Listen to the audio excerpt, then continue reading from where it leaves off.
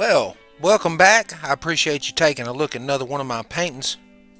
This is a recent one I just finished a couple of days ago, and really had a lot of fun with it. I like things that depict the old world, the way things used to be, nostalgia, Americana, whatever you want to call it.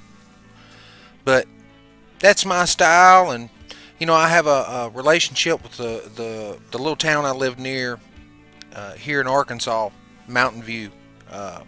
Has a radio station, and they help promote and preserve the folk music and the local artists around here. And I've built a relationship with them, and this is going to be hung at their studio on the square. I have a few pieces of art hung there, and this is a new piece that's going to be hung there at the studio, from what I understand. unless I unless I figure out something different, or somebody buys it, or something like that. Uh, but anyway, that's kind of the reason why I depicted what I did. But I think it turned out really well. Had a lot of fun with it. Definitely my style, and I love playing with light and how it reflects off of things. And so anyway, let's take a closer look at it. Well, all right. This one here, I was really trying to uh, not overemphasize things too much, especially in the background, because I wanted, I'm trying to simulate that there's a light source in the recording studio itself, not in the booth, but in the recording studio itself.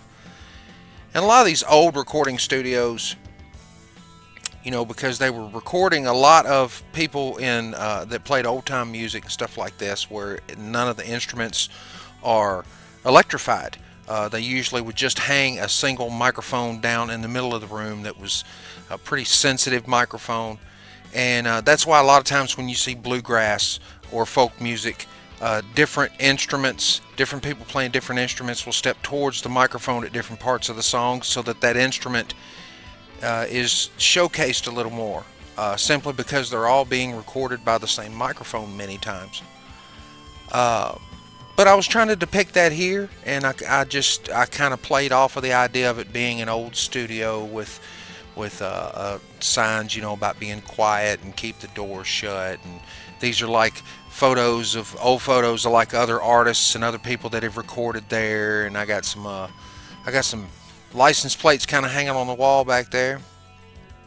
But I got several dudes here. This painting, the name of this painting is Bass and Vocals.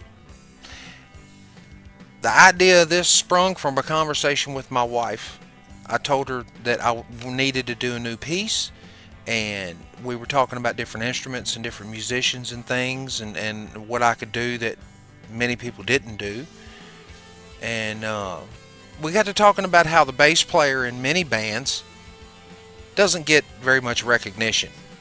And so this one here, not only is he the bass player, but he also sings the vocals. So kind of an unusual situation, but I thought it was neat. The rest of the guys are supporting him.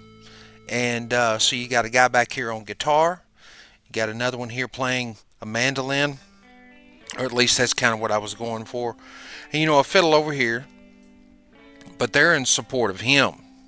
And I thought that was just a neat way to kind of showcase an instrument and a musician that many people overlook in a lot of music, and many times it's overlooked in these type of bands as well. But it's the backbone of the sound. But anyway, I had a lot of fun with the light. I looked at a lot of historical photos from vintage recording studios and radio stations and different things. Tried my best to give it an idea of there being a separation here between them two, like a piece of glass or a window would be there with the on-air sign. These are stacks of records up on top and down the side here and behind the telephone. Got an old rotary phone. My wife told me that's one of the things that she likes the most, is that I put an old rotary phone in there. I like the little lit up gauges here on the control board. And I try not to overdo it with the buttons and switches and stuff. I wanted to look halfway authentic, but I didn't want to overdo it. I'm not really going for complete realism in these. I'm really going more for just the enough realism that it's believable. And so anyway, I had a lot of fun with this. I've been around a lot of musicians. I appreciate music. I appreciate the talent it takes to be able to create music. And anyway, I had a lot of fun with this. A lot of fun, especially with the light source coming down. It's hitting. It's like up right about like it'd be right above where the bass player is where there'd be a light. And so that's the reason why things are lit the way they are. But I had fun with that. I had a lot of fun with that, and I hope you guys like it too. And I hope they're gonna enjoy having it hanging in the studio up there. There's some great guys to work with, Joe and Al. And anyway, so I hope y'all like it.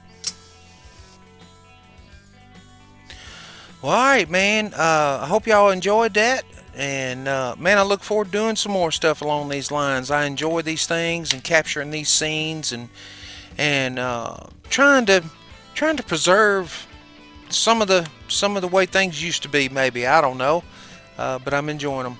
And anyway, I do work by request, man. You need anything, contact me. Cool? Have a great day.